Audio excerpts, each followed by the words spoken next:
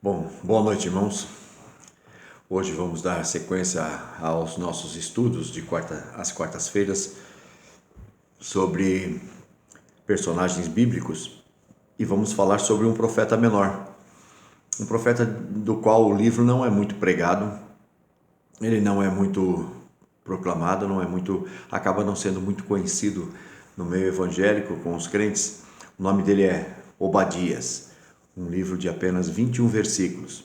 É o mais curto livro do Velho Testamento e vai apresentar uma luta simbólica entre o povo de Edom e Israel, que é uma luta simbólica entre a igreja e o mundo, entre aqueles que são membros da igreja e aqueles que não são membros da igreja, entre as trevas e a luz, os princípios deste mundo contra os princípios da palavra de Deus e, consequentemente, o povo do Senhor.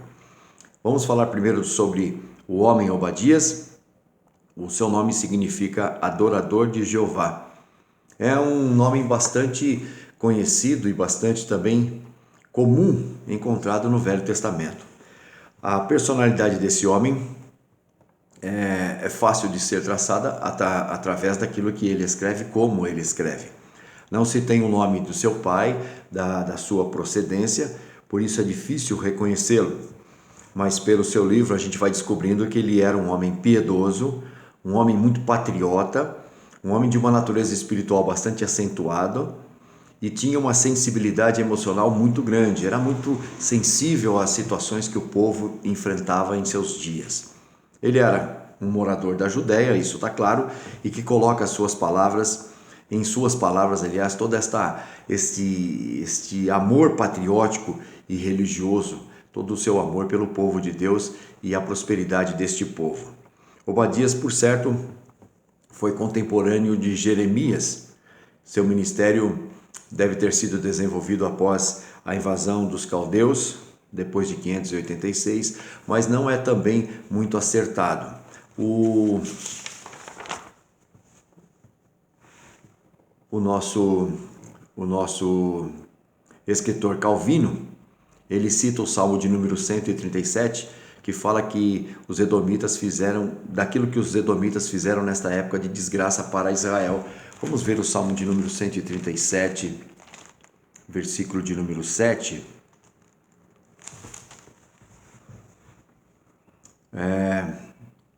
Contra os filhos de Edom, lembra-te, Senhor, do dia de Jerusalém, pois diziam, arrasai até os fundamentos. Significa então que os edomitas, que eram descendentes de Esaú, aqueles que tinham a sua descendência em Esaú, irmão de Jacó, numa luta intensa e quase que contínua desses dois irmãos, que se propaga através das nações e que chega nessa época, porque Edom acabou se tornando uma nação inimiga de Israel. Então, a mensagem do livro de Obadias vai falar predominantemente contra o povo de Edom. A justiça de Deus que se levanta contra o povo edomita, que por muitas vezes, afrontou o povo de Israel e ajudou os inimigos de Israel a afrontá-lo. O livro todo é uma mensagem de consolo a Israel, que foi alertado do seu pecado, de sua punição, de que sofreu castigos, mas que foram ainda agravados pelo povo edomita. Simbolizava então toda a luta do mundo pagão que se opunha a Deus e ao seu povo. O povo de Israel precisava saber que Edom, apesar de estar em tranquilidade, depois de ter perseguido a Israel, também seria humilhado. Veja, Edom se localizava em lugares altos, onde haviam lá planícies muito férteis, muito bem localizados, cidades fortificadas. Era um povo muito guerreiro, um povo muito bem localizado, bem preparado para a luta. Mas isso certamente não vai impedir de que o Senhor os castigue através de povos que vai levantar contra Edom. Os versos de 1 a 16, veja, os pecados e o castigo de Edom vão tratar justamente quando Obadias vai falar disso. Primeiro versículo, visão de Obadias, assim diz o Senhor Deus a respeito de Edom. Temos ouvido as novas do Senhor, e às nações foi enviado um mensageiro que disse: levantai-vos e levantemo-nos contra Edom para a guerra. Deus anuncia a destruição deste povo que por muitas vezes, eles estiveram aproveitando-se dos castigos que Deus mandava para Israel, e então eles vinham para acrescentar ainda mais infortúnio, mais sofrimento a este povo. Nada poderia salvá-los, diz o profeta, nem a sua prosperidade, como já falei, nem a sua localização, que era nos montes, nem suas armas. O verso de número 9 diz assim: os teus valentes, ó Temã, estarão atemorizados, para que do monte de Esaú seja cada um exterminado pela matança. Quais razões o Senhor tinha para querer se vingar deste povo? Os versos de 10 a 14 vão falar justamente isto. Por causa da violência feita a teu irmão Jacó, cobrir-te-á a vergonha e serás exterminado para sempre. Essa luta entre Esaú e Jacó está registrada desde o princípio, lá no livro de Gênesis, no capítulo de número 25, quando começa então a dissensão entre esses dois irmãos. Vamos para Gênesis, capítulo de número 25, e nós vamos ver aqui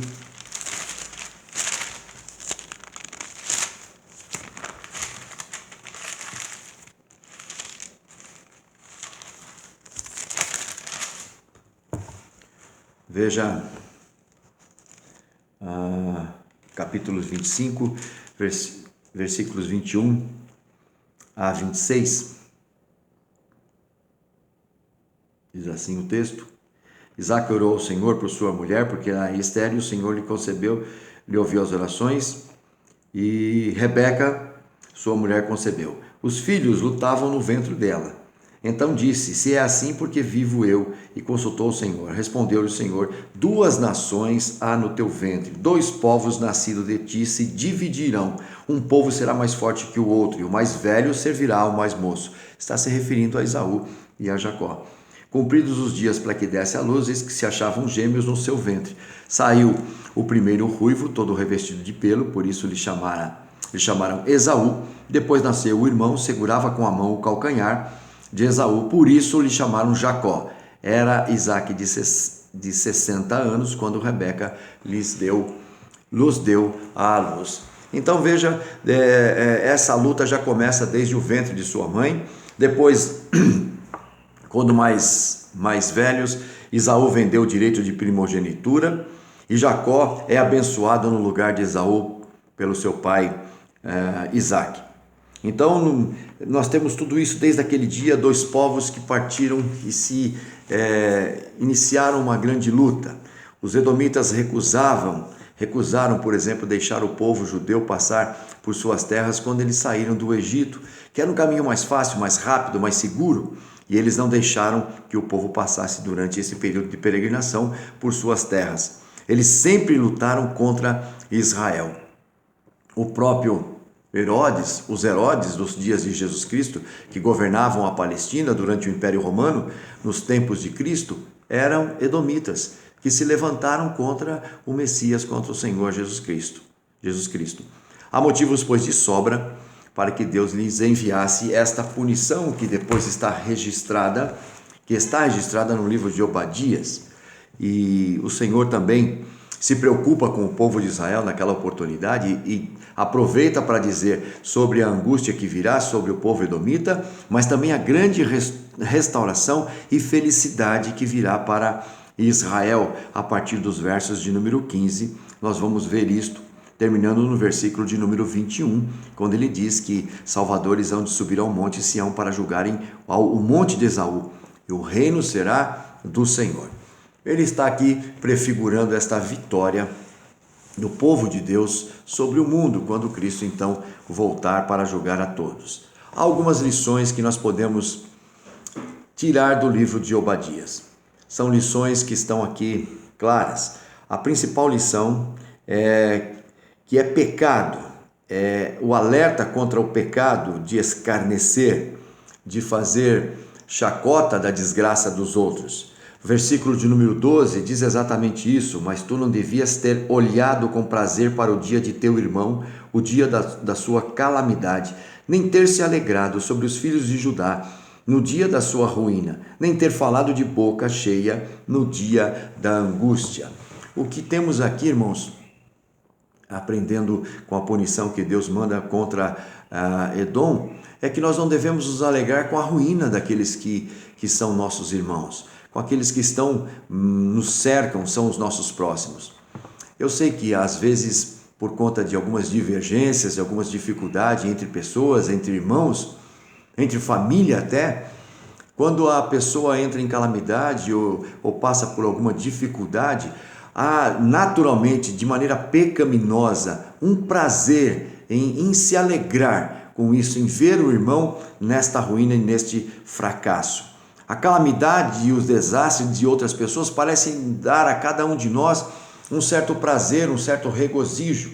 E o Senhor está aqui condenando. Veja o que Edom vai passar, vai sofrer por conta daquilo que fez, quando eles não foram capazes de entender, de se solidarizar com aqueles que estavam sofrendo, que eram praticamente descendentes de Jacó e eles descendentes de Esaú. Essa é a primeira lição que fica.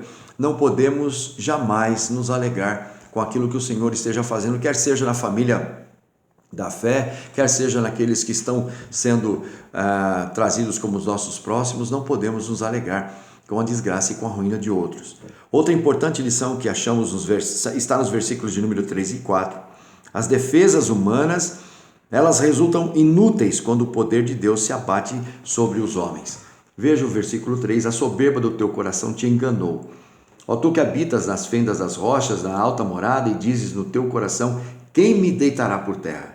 Se te remontares como águia e puseres o teu ninho entre as estrelas, de lá te derribarei, diz o Senhor.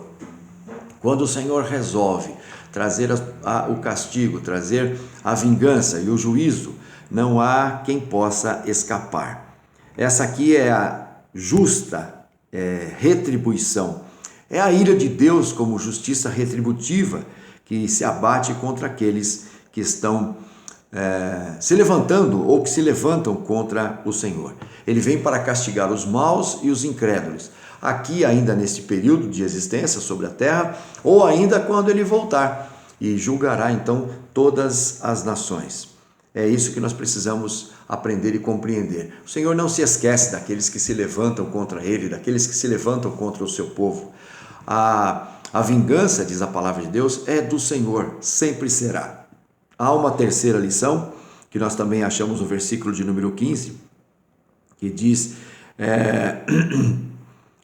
ele vai castigar as pessoas que se levantam contra ele, e também inutilmente, está nos versos de número, deixa eu achar aqui, no versículo de número 15, porque o dia do Senhor está prestes a vir sobre todas as nações, como tu fizeste, assim se fará contigo, o teu mal feito tornará sobre tua cabeça. Aquilo que as pessoas estão fazendo, elas receberão como retribuição. Então veja, não há preocupação. Primeiro o Senhor vai castigar tudo aquilo que fizemos de mal, certamente nós também pagaremos por isso. Mas aqueles que estão plantando e semeando o mal, a violência, também serão alcançados por este mal e por essa violência. Gostaria de lembrar aquilo que está, como diz o autor do nosso estudo aqui, Gálatas capítulo 6, versículos 7 e 8, quando Paulo vai tratar dessa questão, desta justa retribuição que Deus vai trazer. A justiça do Senhor, ela é até nesse certo ponto pedagógico, porque traz a sua disciplina sobre aqueles que fizerem coisas ruins, mas aquele que está... Não vos enganeis, diz o versículo de número 7, Gálatas 6, versículo 7, não vos enganeis, de Deus não se zomba, pois aquilo que o homem semear, isto também ceifará. Porque o que semeia para a sua própria carne, da carne colherá a corrupção, mas o que semeia para o Espírito, do Espírito colherá vida eterna. É a lei da retribuição estabelecida pelo próprio Deus.